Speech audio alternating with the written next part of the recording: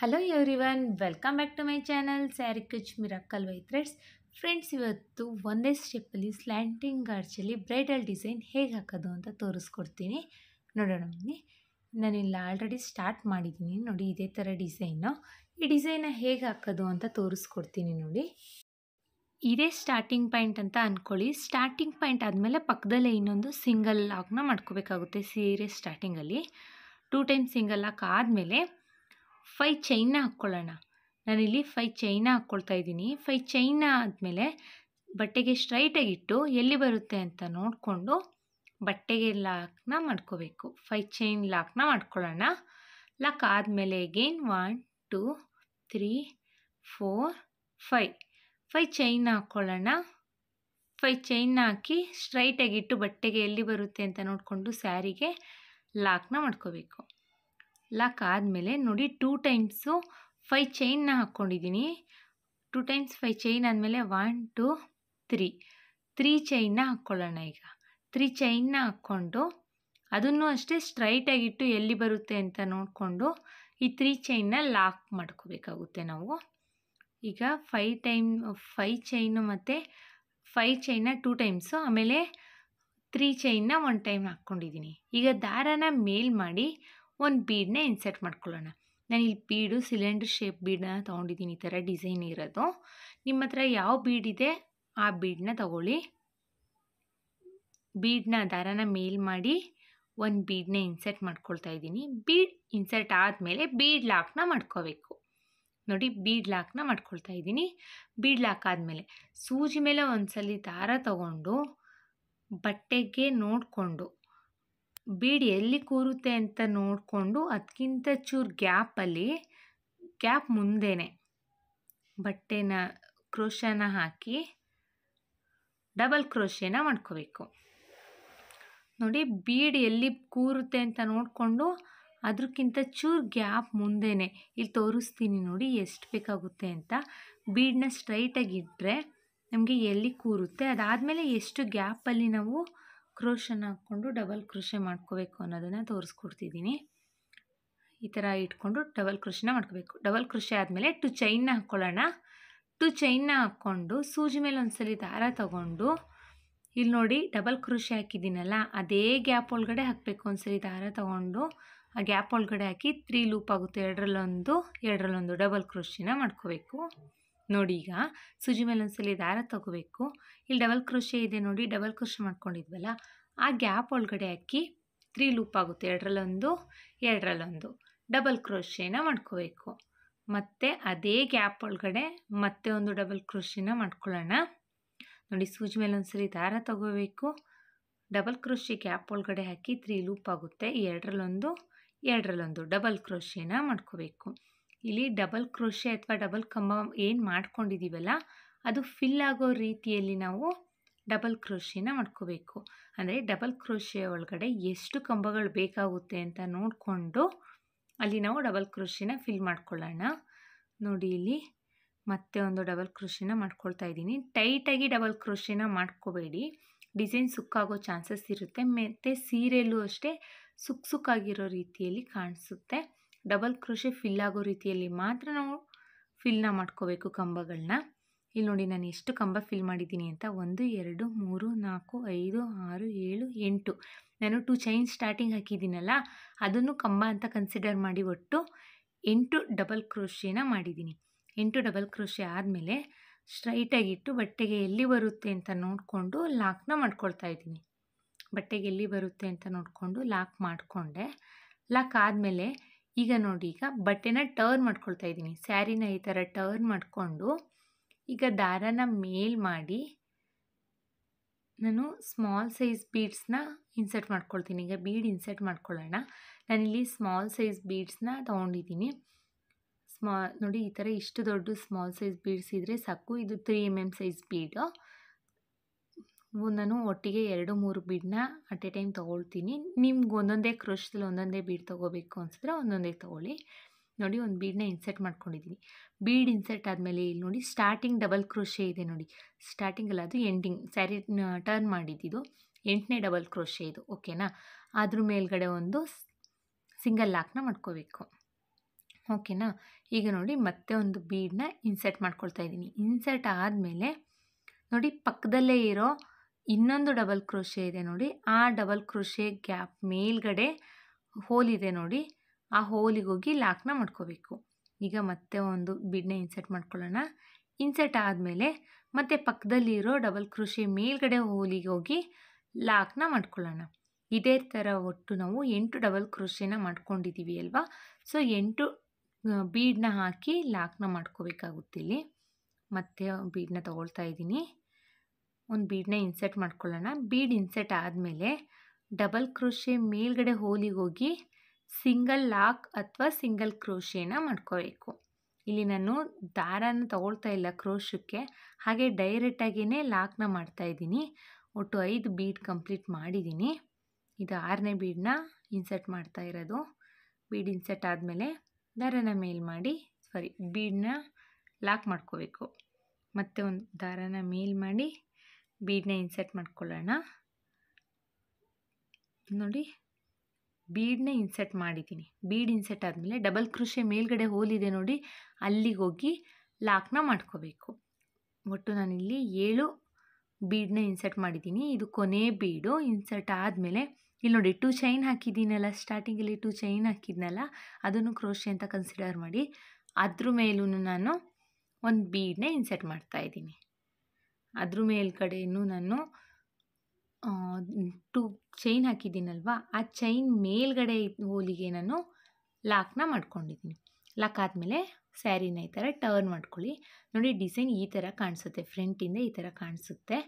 Turn ಆದಮೇಲೆ 1 2 3 3 ಚೈನ್ನ ಹಾಕ್ಕೊಂಡು, ಈಗ ನೋಡಿ ಇಲ್ಲಿ ನಾನು 3 ಚೈನ್ನ ಹಾಕ್ಕೊಂಡಿದ್ದೀನಿ. ನಾನು ಎಲ್ಲಿಗೆ ಲಾಕ್ ಮಾಡ್ತೀನಿ 3 ಚೈನ್ನ ಅಂತ ನೋಡ್ಕೊಳ್ಳಿ. ಇಲ್ಲಿ ಬೀಡ್ ಪಕ್ಕದಲ್ಲಿ ಇಲ್ಲಿ ಲಾಕ್ ಮಾಡ್ಕೊಂಡಿದ್ದೀನಲ್ವಾ, ಬೀಡ್ ಹಾಕಿ ಲಾಕ್ ಮಾಡಿದ್ದೆ ಅಲ್ವಾ, ಆ ಹೋಲಿಗೆ ಹೋಗಿ ಸಿಂಗಲ್ ಕ್ರೋಶೆನ ಮಾಡ್ಕೊಳ್ತಾ ಇರೋದು. ನೋಡಿ ಇಲ್ಲಿ ಕನ್ಫ್ಯೂಸ್ ಮಾಡ್ಕೋಬೇಡಿ. ಮತ್ತು ಇಲ್ಲಿ ಬೀಡ್ ಪಕ್ಕದಲ್ಲಿ ಸಿಂಗಲ್ ಕ್ರೋಶೆ ಮಾಡಿದ್ದೀನಲ್ಲ, ಆ ಹೋಲಿಗೆ ಹೋಗಿ ದಾರನ ತಗೊಂಡು ಸಿಂಗಲ್ ಕ್ರೋಶೆ ಅಥವಾ ಸಿಂಗಲ್ ಲಾಕ್ನ ಮಾಡ್ಕೊಳ್ಳೋಣ. ಸಿಂಗಲ್ ಲಾಕ್ ಆದಮೇಲೆ 3 ಚೈನ್ನ ಹಾಕ್ಕೊಳ್ಳೋಣ. ನೋಡಿ 3 ಚೈನ್ನ ಹಾಕ್ಕೊಂಡು ಈಗ ಸಿಂಗಲ್ ಕ್ರೋಶೆ ಮಾಡಿದ್ದೀನಲ್ಲ, ಅದೇ ಹೋಲಿಗೆ ಹೋಗಿ ಲಾಕ್ನ ಮಾಡ್ಕೋಬೇಕು. ಇದು ನಮಗೆ ಪಿಕಾಟ್ ಫಾರ್ಮ್ ಕಾಣಿಸುತ್ತೆ, ಚಿಕ್ಕ ಪಿಕಾಟ್ ಥರ ಕಾಣಿಸುತ್ತೆ. ಮತ್ತು ನೋಡಿ ಬೀಡ್ ಪಕ್ಕದಲ್ಲಿ ನೋಡಿ ಇಲ್ಲಿ ಬೀಡ್ ಸ್ಟಾರ್ಟಿಂಗಲ್ಲೇ ನಾವು ಲಾಕ್ನ ಮಾಡ್ಕೋಬೇಕು. ಅಂದರೆ ಸಿಂಗಲ್ ಕ್ರೋಶೆ ಮಾಡಿದ್ದೀವಲ್ವಾ, ಅಲ್ಲಿಗೇ ಹೋಗಿ ಸಿಂಗಲ್ ಕ್ರೋಶೆನ ಮಾಡ್ಕೋಬೇಕು. ಸಿಂಗಲ್ ಕ್ರೋಶೆ ಆದಮೇಲೆ 3 ಚೈನ್ನ ಹಾಕ್ಕೊಂಡು ಈ ಸಿಂಗಲ್ ಕ್ರೋಶೆ ಏನು ಮಾಡ್ಕೊಂಡಿದ್ದೀವಲ್ಲ, ಆ ಹೋಲಿಗೆ ಹೋದರೆ ಆ ಹೋಲಿಗೆ ಹೋಗಿ ಸಿಂಗಲ್ ಕ್ರೋಶೆ ಅಥವಾ ಸಿಂಗಲ್ ಲಾಕ್ನ ಮಾಡಿಕೊಂಡ್ರೆ ಪಿಕಾಟ್ ಆಗುತ್ತೆ. ಹೀಗೆ ನೋಡಿ ಬೀಡ್ ಪಕ್ಕದಲ್ಲಿರೋ single crochet starting bead lock ಮಾಡ್ಕೊಂಡಿದ್ದೀವಲ್ವ ಮೇಲ್ಗಡೆ, ಅಲ್ಲಿಗೆ ಹೋಗಿ ಸಿಂಗಲ್ ಲಾಕ್ನ ಮಾಡ್ಕೋಬೇಕು. ಲಾಕ್ ಆದಮೇಲೆ 3 ಚೈನ್ನ ಮಾಡ್ಕೋಬೇಕು. 3 ಚೈನ್ನ ಆದಮೇಲೆ ಇಲ್ಲಿ ಇವಾಗ ಲಾಕ್ ಮಾಡ್ಕೊಂಡಿದ್ದೀವಲ್ವ, ಅದೇ ಹೋಲಿಗೆ ಹೋಗಿ ಲಾಕ್ನ ಮಾಡ್ಕೋಬೇಕು. 3 ಚೈನ್ನ ಲಾಕ್ ಮಾಡಿಕೊಂಡ್ರೆ ಅದು ಪಿಕಾಟ್ ಫಾರ್ಮ್ ಆಗುತ್ತೆ. ಇಲ್ಲಿ ನೋಡಿ ಬೀಡ್ ಸ್ಟಾರ್ಟಿಂಗಲ್ಲಿ ನೋಡಿ ಇಲ್ಲಿ ಕಾಣಿಸ್ತಾ ಇದೆ, ಬೀಡ್ ಸ್ಟಾರ್ಟಿಂಗಲ್ಲಿ ಕ್ರೋಶನ ಹಾಕಿ ಸಿಂಗಲ್ ಕ್ರೋಶೆ ಅಥವಾ ಸಿಂಗಲ್ ಲಾಕ್ನ ಮಾಡ್ಕೊಳ್ತೀನಿ. ಸಿಂಗಲ್ ಲಾಕ್ ಆದಮೇಲೆ ಇವಾಗ 3 ಚೈನ್ನ ಹಾಕ್ಕೋಬೇಕು. 1 2 3 3 ಚೈನ್ನ ಹಾಕ್ಕೊಂಡು ಈ ಸಿಂಗಲ್ ಕ್ರೋಶೆ ಮಾಡಿದ್ದೀವಲ್ವ, ಆ ಹೋಲಿಗೆ ಹೋಗಿ ಲಾಕ್ನ ಮಾಡಿಕೊಂಡ್ರೆ ಪಿಕಾಟ್ ಫಾರ್ಮ್ ಆಗುತ್ತೆ. ನೋಡಿ ಈಗ ಮತ್ತೆ ಒಂದು ತೋರಿಸ್ತೀನಿ. ಬೀಡ್ ಪಕ್ಕದಲ್ಲಿ ಒಂದು ಸಿಂಗಲ್ ಕ್ರೋಶೆನ ಮಾಡ್ಕೊಳ್ಳೋಣ. ಇಲ್ಲಿ ಬೀಡ್ ಪಕ್ಕದಲ್ಲೇ ಮಾಡ್ತಾಯಿದ್ದೀನಿ ನೋಡಿ. ಬೀಡ್ ಪಕ್ಕಕ್ಕೆ ಹೋಗಿ ಸಿಂಗಲ್ ಕ್ರೋಶೆನ ದಾರನ ತಗೊಂಡು ಕ್ರೋಶನ ಹಾಕಿ ದಾರ ತಗೋಬೇಕು. ದಾರನ ತಗೊಂಡು ಲಾಕ್ನ ಮಾಡಿಕೊಂಡ್ರೆ ಸಿಂಗಲ್ ಕ್ರೋಶೆ ಆಗುತ್ತೆ. ಸಿಂಗಲ್ ಕ್ರೋಶೆ ಆದಮೇಲೆ 3 ಚೈನ್ನ ಹಾಕ್ಕೊಳ್ಳೋಣ. 3 ಚೈನ್ ಆದಮೇಲೆ ಅದೇ ಸಿಂಗಲ್ ಕ್ರೋಶೆ ಗ್ಯಾಪಿಗೆ ಹೋಗಿ ಲಾಕ್ನ ಮಾಡಿಕೊಂಡ್ರೆ ಒಂದು ಸ್ಮಾಲ್ ಪಿಕಾಟ್ ಆಗುತ್ತೆ. ಇದೇ ಥರ ಆರ್ಚ್ ಪೂರ್ತಿ ಕಂಪ್ಲೀಟ್ ಆಗೋ ರೀತಿಯಲ್ಲಿ ನಾವು ಸಿಂಗಲ್ ಕ್ರೋಶೆ ಪಿಕಾಟ್ನ ಮಾಡ್ಕೋಬೇಕಾಗುತ್ತೆ. ಇದು ಪುಟಾಣಿ ಪಿಕಾಟ್ ಡಿಸೈನ್ ಕಾಣಿಸುತ್ತೆ. ಮತ್ತು ಒಂದು ಪಿಕಾಟ್ ಫಾರ್ಮ್ನ ಮಾಡ್ಕೊಳ್ಳೋಣ. ನೋಡಿ ಇಲ್ಲಿ ಬೀಡ್ ಪಕ್ಕದಲ್ಲಿ ನೋಡಿ ಇಲ್ಲಿ ಬೀಡ್ ಪಕ್ಕದಲ್ಲಿದೆ ನೋಡಿ, ಈ ಗ್ಯಾಪಿಗೆ ಹೋಗಿ ಲಾಕ್ನ ಮಾಡ್ಕೋಬೇಕು. ಲಾಕ್ ಆದಮೇಲೆ 1 2 3 ಚೈನ್ನ ಹಾಕ್ಕೊಂಡು ಅದೇ ಸಿಂಗಲ್ ಕ್ರೋಶೆಗೆ ಹೋಗಿ ಲಾಕ್ನ ಮಾಡಿಕೊಂಡ್ರೆ ಪಿಕಾಟ್ ಫಾರ್ಮ್ ಆಗುತ್ತೆ. ಇದೇ ರೀತಿಯಲ್ಲಿ ಒಟ್ಟು ನಾವು 8 ಪಿಕಾಟ್ನ ಮಾಡ್ಕೊಳ್ಬೇಕಾಗುತ್ತೆ. 8 ಬೀಡಿದೆ ಅಲ್ವಾ, ಸೊ 8 ಬೀಡಿಗೆ 8 ಟೈಮ್ಸ್ ಪಿಕಾಟ್ನ ನಾವು ಮಾಡ್ಕೊಳ್ಬೇಕು. ಪಿಕಾಟ್ ಆದಮೇಲೆ ಲಾಕ್ನ ಮಾಡ್ಕೊಳ್ಳೋಣ ಕೊನೆಯಲ್ಲಿ. ಪಿಕಾಟ್ ಆದಮೇಲೆ ನೋಡಿ ಡಿಸೈನ್ ಈ ಥರ ಕಾಣಿಸುತ್ತೆ, ಡಿಸೈನ್ ಈ ಥರ ಕಾಣಿಸುತ್ತೆ. ಈಗ ಡಿಸೈನ್ ಎಲ್ಲಿ ಬರುತ್ತೆ ಅಂತ ನೋಡಿಕೊಂಡು ಸ್ಯಾರಿಗೆ ಲಾಕ್ನ ಮಾಡ್ಕೊಳ್ಳೋಣ. ಡಿಸೈನ್ ಎಲ್ಲಿ ಕೂರುತ್ತೆ ಅಂತ ನೋಡಿಕೊಂಡು ಸ್ಯಾರಿಗೆ ಲಾಕ್ನ ಮಾಡ್ಕೋಬೇಕು. ನೋಡಿ ಫೈನಲಾಗಿ ಈ ಥರ ಡಿಸೈನ್ ಕಾಣಿಸುತ್ತೆ. ಡಿಸೈನ್ ಕಂಪ್ಲೀಟ್ ಆದಮೇಲೆ ಎಷ್ಟು ಚೆನ್ನಾಗಿ ಕಾಣಿಸ್ತಾ ಇದೆ ನೋಡಿ. ಒಂದೇ ಸ್ಟೆಪ್ಪಲ್ಲಿ ನಾವು 3 ಟೈಪ್ಸು ಡಿಸೈನ್ನ ಮಾಡ್ಕೊಳ್ಬೋದು. ನೋಡಿ ಈ ಡಿಸೈನ್ ಆದಮೇಲೆ 3 ಚೈನ್ನ ಹಾಕ್ಕೊಳ್ತಾ ಇದ್ದೀನಿ. ಈ 3 ಚೈನ್ನ ಹಾಕ್ಕೊಂಡು ನಮಗೆ ಈ 3 ಚೈನ್ ಬದಲು ಇಲ್ಲಿ ಒಂದು ಬೀಡನ್ನ ಬೇಕಾದರೆ ಹಾಕೋಬೋದು. ಇದು ಆರ್ಚ್ ಪಕ್ಕದಲ್ಲಿ ನಾವು ಕುಚ್ಕಟ್ಲಿಕ್ಕೆ ಆಗಲ್ಲ ಅನ್ನೋದಕ್ಕೆ ಗ್ಯಾಪ್ ತೊಗೊಳ್ಳೋಕ್ಕೆ ಅಂತ ಮಾಡ್ಕೊಂಡಿರೋ 3 ಚೈನ್ ಇದು. ಇಲ್ಲಿ ಬೇಕಾದರೆ ನೀವು ಒಂದು ಬೀಡನ್ನ ಇನ್ಸರ್ಟ್ ಮಾಡ್ಕೋಬೋದು. ಇವಾಗ 3 ಚೈನ್ ಆದಮೇಲೆ 5 ಚೈನ್ನ ಹಾಕ್ಕೊಂಡಿದ್ದೀನಿ. 5 ಚೈನ್ನ ಮಾಡಿಕೊಂಡು ಎಲ್ಲಿಗೆ ಬರುತ್ತೆ ಅಂತ ನೋಡಿಕೊಂಡು ಲಾಕ್ನ ಮಾಡ್ಕೊಂಡಿದ್ದೀನಿ. ಇದು ಬಂದು ಕುಚ್ಕಟ್ಲಿಕ್ಕೆ. ಈಗೇನು ಮತ್ತೆ 5 ಚೈನ್ನ ಹಾಕ್ಕೊಳ್ಳೋಣ. ಈ 5 ಚೈನು ಕೂಡ ನಾನು ಕುಚ್ಕಟ್ಲಿಕ್ಕೆ ಅಂತಲೇ ಹಾಕ್ಕೊಂಡಿರೋದು. ನಾನು 2 ಕುಚ್ಚನ್ನ ಕಟ್ಟೋಣ ಅನ್ನೋ ಕಾರಣಕ್ಕೆ 2 ಟೈಮ್ಸು 5 ಚೈನ್ನ ಹಾಕ್ಕೊಂಡಿದ್ದೀನಿ. ನಿಮಗೆ ಒಂದೇ ಕುಚ್ಚು ಬೇಕು ಅನ್ನೋರು 1 ಟೈಮ್ 5 ಚೈನ್ನ ಹಾಕ್ಕೊಂಡ್ರೆ ಸಾಕು. ನಾನಿಲ್ಲಿ 2 ಕುಚ್ಚನ್ನ ಕಟ್ಟಲಿಕ್ಕೆ 2 ಟೈಮ್ಸು 5 ಚೈನ್ನ ಹಾಕಿದ್ದೀನಿ. 5 ಚೈನ್ ಆದಮೇಲೆ ಮತ್ತೆ ನೋಡಿ ಇಲ್ಲಿ ಗ್ಯಾಪ್ ಕ್ರಿಯೇಟ್ ಮಾಡಲಿಕ್ಕೆ ಅನ್ನೋ ಕಾರಣಕ್ಕೆ ಇಲ್ಲಿ 3 ಚೈನ್ನ ಹಾಕ್ಕೊಂಡು ಲಾಕ್ನ ಮಾಡ್ಕೊಂಡಿದ್ದೀನಿ. ಈ 3 ಚೈನ್ ಏನಿದೆ ನೋಡಿ, ಇದ್ರ ಬದಲಿಗೆ ನೀವು ಬೀಡ್ಸ್ನ ಇನ್ಸರ್ಟ್ ಮಾಡ್ಕೊಳ್ಬೋದು. ಇದು ಆಪ್ಷನ್ಸು. ಇಲ್ಲ ಡೈರೆಕ್ಟಾಗಿ 5 ಚೈನ್ ಆದಮೇಲೆ ಬೀಡನ್ನ ಹಾಕ್ಕೊಂಡು ಬೇಕಾದರೆ ಡಿಸೈನ್ನ ಸ್ಟಾರ್ಟ್ ಮಾಡ್ಬೋದು. ಮತ್ತು ಈಗ ದಾರನ ಮೇಲ್ ಮಾಡಿ ಬೀಡನ್ನ ಇನ್ಸರ್ಟ್ ಮಾಡ್ಕೊಳ್ಳೋಣ. ಬೀಡ್ ಇನ್ಸರ್ಟ್ ಆದಮೇಲೆ ಬೀಡ್ ಲಾಕ್ನ ಮಾಡ್ಕೋಬೇಕು. ಬೀಡ್ ಲಾಕ್ ಆದಮೇಲೆ ನೋಡಿ ಸೂಜಿ ಮೇಲೆ ಒಂದ್ಸಲಿ ದಾರ ತಗೊಂಡು ಬಟ್ಟೆಗೆ ಬೀಡ್ಗಿಂತ ಸ್ವಲ್ಪ ಮುಂದೆ ಗ್ಯಾಪಿಗೆ ಹೋಗಿ ಡಬಲ್ ಕ್ರೋಶೆನ ಮಾಡ್ಕೋಬೇಕು. ಡಬಲ್ ಕ್ರೋಶೆ ಆದಮೇಲೆ 2 ಚೈನ್ನ ಹಾಕ್ಕೊಳ್ಳೋಣ. 2 ಚೈನ್ ಆದಮೇಲೆ ಸೂಜಿ ಮೇಲೆ ಒಂದ್ಸಲಿ ದಾರ ತಗೊಂಡು ಈ ಡಬಲ್ ಕ್ರೋಶೆ ಗ್ಯಾಪಿಗೆ ಹೋಗಿ ಮತ್ತೆ ಡಬಲ್ ಕ್ರೋಶೆ ಅಥವಾ ಡಬಲ್ ಕಂಬನ ಮಾಡ್ಕೊಳ್ಳೋಣ. ಇದೇ ಥರ ಒಟ್ಟು 8 ಡಬಲ್ ಕ್ರೋಶೆ ಕಂಬಗಳನ್ನ ನಾವು ಹಾಕ್ಕೋಬೇಕಾಗುತ್ತೆ. ಈ ಡಬಲ್ ಕ್ರೋಶೆ ಏನು ಮಾಡ್ಕೊಂಡಿದ್ದೀನಿ ಆ ಡಬಲ್ ಕ್ರೋಶೆ ಗ್ಯಾಪ್ ಒಳಗಡೆ 8 ಕಂಬ ಅಥವಾ 8 ಡಬಲ್ ಕ್ರೋಶೆ ಕಂಬಗಳನ್ನ ಹಾಕ್ಕೊಳ್ಬೇಕು ನಾವಿಲ್ಲಿ. ಮತ್ತೆ ಒಂದು ಡಬಲ್ ಕ್ರೋಶೆನ ಮಾಡ್ಕೊಳ್ತಾ ಇದ್ದೀನಿ. ಒಟ್ಟು ಆರ್ಚ್ ಪೂರ್ತಿ ಕಂಪ್ಲೀಟ್ ಆಗಲಿಕ್ಕೆ ನಾವು ಸ್ಟಾರ್ಟಿಂಗಲ್ಲಿ 8 ಡಬಲ್ ಕ್ರೋಶೆನ ಹಾಕ್ಕೊಂಡಿದ್ದೀವಿ. ಸೊ ಹಾಗಾಗಿ ಇಲ್ಲೂ 8 ಡಬಲ್ ಕ್ರೋಶೆನೇ ಹಾಕ್ಕೋಬೇಕು. ಇನ್ ಕೇಸ್ ನಿಮಗೆ 7 ಆಯಿತು, ಗ್ಯಾಪ್ ಆಗಲಿಲ್ಲ ಅಂದರೆ 7 ಡಬಲ್ ಕ್ರೋಶೆಗೆ ಸ್ಟಾಪ್ ಮಾಡ್ಕೊಳ್ಳಿ. ಸ್ಟಾರ್ಟಿಂಗ್ ಎಷ್ಟು ಮಾಡಿರ್ತೀರಾ ಅಷ್ಟೇ ಡಬಲ್ ಕ್ರೋಶೆನ ಹಾಕ್ಕೋಬೇಕು. ಈಗ 8 ಡಬಲ್ ಕ್ರೋಶೆ ಆಗಿದೆ. ಬಟ್ಟೆಗೆ ಸ್ಟ್ರೈಟಾಗಿಟ್ಟು ಲಾಕ್ನ ಮಾಡ್ಕೊಳ್ಳೋಣ. ಲಾಕ್ ಆದಮೇಲೆ ಸ್ಯಾರಿನ ಟರ್ನ್ ಮಾಡ್ಕೊಳ್ಳೋಣ. ಟರ್ನ್ ಆದಮೇಲೆ ದಾರನ ಮೇಲ್ ಮಾಡಿ ಬೀಡನ್ನ ಇನ್ಸರ್ಟ್ ಮಾಡ್ಕೊಳ್ಳೋಣ. ಬೀಡ್ ಇನ್ಸರ್ಟ್ ಆದಮೇಲೆ ನೋಡಿ ಸ್ಟಾರ್ಟಿಂಗ್ ಡಬಲ್ ಕ್ರೋಶೆ ಏನಿದೆ ನೋಡಿ 8ನೇ ಡಬಲ್ ಕ್ರೋಶೆ, ಇದು ಸ್ಟಾರ್ಟಿಂಗಲ್ಲ ಎಂಡಿಂಗ್ ಡಬಲ್ ಕ್ರೋಶೆ ಲಾಕ್ ಮಾಡಿದ್ದೀವಲ್ಲ, ಲಾಕ್ ಆದಮೇಲೆ ಡಬಲ್ ಕ್ರೋಶೆ ಇದೆ ನೋಡಿ ಪಕ್ಕದಲ್ಲಿ, ಆ ಡಬಲ್ ಕ್ರೋಶೆ ಮೇಲ್ಗಡೆ ಹೋಲಿಗೆ ಹೋಗಿ ಬೀಡನ್ನ ಲಾಕ್ ಮಾಡ್ಕೋಬೇಕು. ಬೀಡ್ ಲಾಕ್ ಆದಮೇಲೆ ಮತ್ತೆ ಒಂದು ಬೀಡನ್ನ ಇನ್ಸರ್ಟ್ ಮಾಡ್ಕೊಳ್ಳೋಣ. ಬೀಡ್ ಇನ್ಸರ್ಟ್ ಆದಮೇಲೆ ಡಬಲ್ ಕ್ರೋಶೆ ಮೇಲ್ಗಡೆ ಹೋಲಿಗೆ ಹೋಗಿ ಲಾಕ್ ಅಥವಾ ಸಿಂಗಲ್ ಕ್ರೋಶೆನ ಮಾಡ್ಕೊಳ್ಬೇಕು. ಇದನ್ನು ನಾವು ಲಾಕ್ ಅಂತ ಆದರೂ ಕರಿಬೋದು ಅಥವಾ ಸಿಂಗಲ್ ಕ್ರೋಶೆ ಅಂತ ಆದರೂ ಕರಿಬೋದು. ನೋಡಿ ಎಲ್ಲ ಡಬಲ್ ಕ್ರೋಶೆ ಮೇಲ್ಗಡೆ ಹೋಲಲ್ಲೂ ಒಂದೊಂದು ಬೀಡನ್ನ ಇನ್ಸರ್ಟ್ ಮಾಡಿ ಬೀಡ್ ಲಾಕ್ನ ಮಾಡ್ಕೊಳ್ತಾ ಬಂದಿದ್ದೀನಿ. ಒಟ್ಟು 8 ಬೀಡನ್ನ ಹಾಕಿ ಬೀಡ್ ಲಾಕ್ನ ಮಾಡ್ಕೊಂಡಿದ್ದೀನಿ. ನೋಡಿ 8 ಬೀಡನ್ನ ಹಾಕಿ ಎಲ್ಲ ಡಬಲ್ ಕ್ರೋಶೆ ಮೇಲ್ಗಡೆ ಹೋಲಲ್ಲೂ ಲಾಕ್ನ ಮಾಡಿದ್ದೀನಿ. ಲಾಕ್ ಆದಮೇಲೆ ಸ್ಯಾರಿನ ಫ್ರಂಟಿಗೆ ತೊಗೊಳ್ಳೋಣ. ಈ ಥರ ಸ್ಯಾರಿನ ಟರ್ನ್ ಮಾಡಿಕೊಂಡು 1 2 3 ಚೈನ್ನ ಹಾಕ್ಕೊಂಡು ಇಲ್ಲಿ ಸ್ಟಾರ್ಟಿಂಗ್ ಏನು ಲಾಕ್ ಮಾಡಿದ್ದೀನಲ್ಲ ಆ ಲಾಕ್ ಮೇಲೇ ಲಾಕ್ನ ಮಾಡ್ಕೋಬೇಕು. ಲಾಕ್ ಆದಮೇಲೆ ಇಲ್ಲೊಂದು ಪಿಕಟ್ ಫಾರ್ಮ್ ಆಗುತ್ತೆ. ಮತ್ತು ಪಕ್ಕದಲ್ಲಿರೋ ಬೀಡ್ಗೆ ಹೋಗಿ ಸಿಂಗಲ್ ಕ್ರೋಶೆನ ಮಾಡ್ಕೊಳ್ಳೋಣ. ಬೀಡ್ ಪಕ್ಕದಲ್ಲೇ ಒಂದು ಸಿಂಗಲ್ ಕ್ರೋಶೆ ಮಾಡ್ಕೋಬೇಕು. ಬೀಡಿಗೇನೋ ಮಾಡ್ಕೊಳ್ಳೋದದು.